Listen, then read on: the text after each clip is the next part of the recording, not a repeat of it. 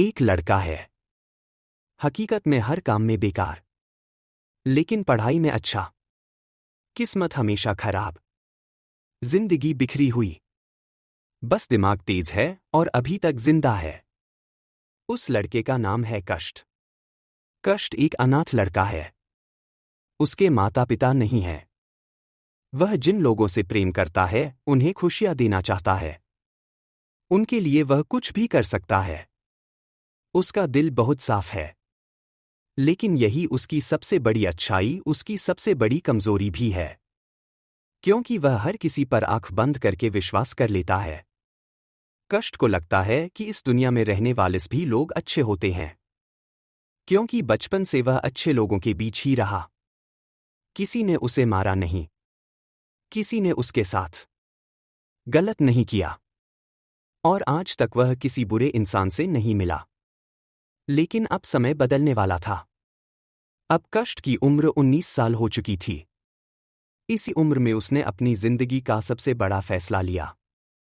उसने सोचा, मैं दुनिया घूमने निकलूंगा, नई नई जगह देखूंगा, नए नए लोगों से मिलूंगा। यह उसकी जिंदगी का सबसे बड़ा कदम था। उसने ठान लिया, जब तक मैं जिंदा हूं हर सांस के साथ एक नया एहसास महसूस करूंगा। मैं एक जगह बंद कर नहीं रहूंगा। कष्ट ने घर में रखा हुआ एक पुराना नक्शा निकाला। उस नक्शे में दुनिया 8 देशों में बंटी हुई थी। हर देश एक रंग से पहचाना जाता था। सफेद देश, लाल देश, नीला देश, पीला देश, काला देश, और ऐसे ही कुल 8 देश। कष्ट जिस देश में रहता था उसका नाम था व्हाइट स्टेट। व्हाइट स्टेट के पास ही था येलो देश। कष्ट ने तय किया, मेरा पहला सफर येलो देश से शुरू होगा। उसे यह सफर आसान लग रहा था, लेकिन यही सफर मुसीबतों की शुरुआत था, और रोमांच से भरा हुआ भी।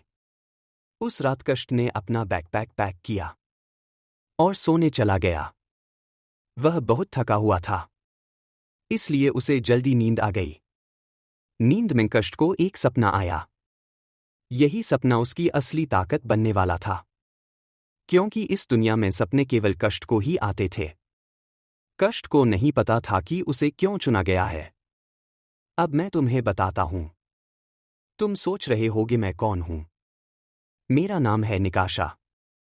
मैं ही वह व्यक्ति हूं जो हर चीज को अंजाम देता है। मैंने ही कष्ट को चुना है। मैंने एक बहुत पुरानी किताब पढ़ी थी। कहा जाता है कि उसमें लिखा हर शब्द सच है। उस किताब में लिखा है, जब 8 देश एक हो जाएंगे तब स्वर्गीय द्वार खुलेगा।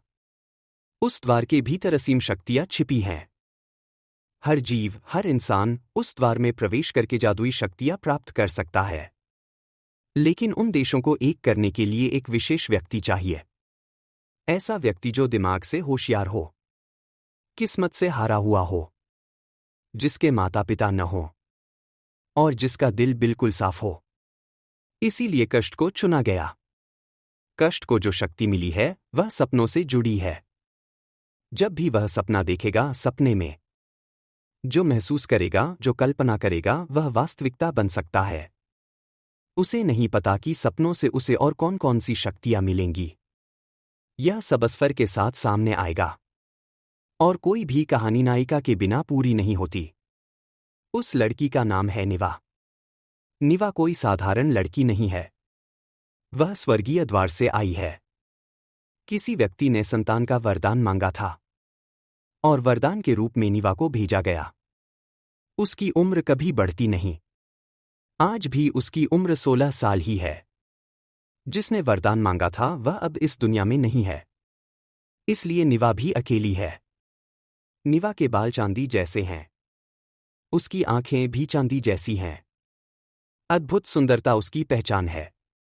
इस समय वह ब्लैक डे शमे है। वह वहां क्या कर रही है, यह जानने के लिए तुम्हें इस सफर में बने रहना होगा।